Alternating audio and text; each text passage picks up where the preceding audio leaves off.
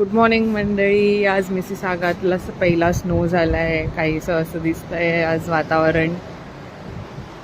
इकडे क्लीनर्स लगेच येतात स्नो क्लीन करायला रस्त्यावरचा, त्यामुळे रस्त्यावरती तुम्हाला दिसत नाही आहे, कारण रहदारी नॉर्मल सुरू असते कॅनडामध्ये. काही थांबत नाही किती स्नो झाला तरी. फक्त स्नोस्टॉर्म झाला तर गव्हर्मेंट डिक्लेअर करते, जसं मुंबईत आपल्याकडे पाऊस पडल्यावर गव्हर्मेंट शाळा बंद करतात, ऑफिसेस बंद करतात, तसं.